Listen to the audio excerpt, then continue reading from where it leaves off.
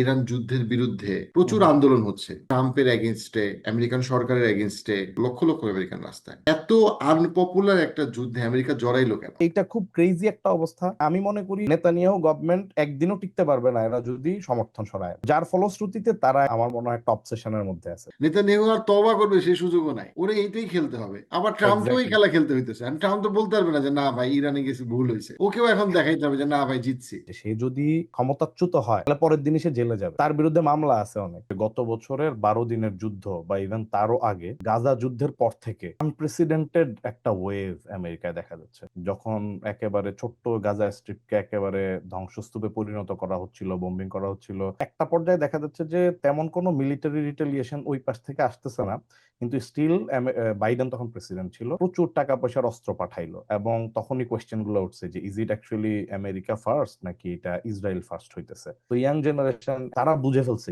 They have started asking the question যে Donald ট্রাম্পের যে আমেরিকা ফার্স্ট পলিসি, এইটা কি আসলেই একটা genuine honest America first policy ছিল, নাকি এগুলা সবই ধান্দাবাজি কথাবার্তা ছিল। উগ্রপন্থীরা যত ডেসপারেট হইতেছে তাদের পতনটা তত দ্রুত হইতেছে। ইসরায়েলে কেউ থাকতেই চায় না, কেউ ইনভেস্টই করতে চায় না। যে কোনো এডুকেটেড জিউ সে আসলে তারা বিভিন্ন নরওয়ে, গ্রিস, বিভিন্ন জায়গায় থাকতে চায়। মিনিং সে বলতেছিল একদিকে গ্রেটার ইসরায়েলের কথা বলতেছো, আরেকদিকে তুমি সব জায়গায় যুদ্ধ করতেছো, আরেকদিকে তোমার যে জিউইশ পপুলেশন যারা এডুকেটেড মেধাবী কেউ তোমার দেশে থাকতে চায় না। তুমি তো এমন একটা রাস্তায় হাঁটতেছো যে রাস্তাটা তুমি নিজেই ভাঙতে ভাঙতে আগাইতেছো।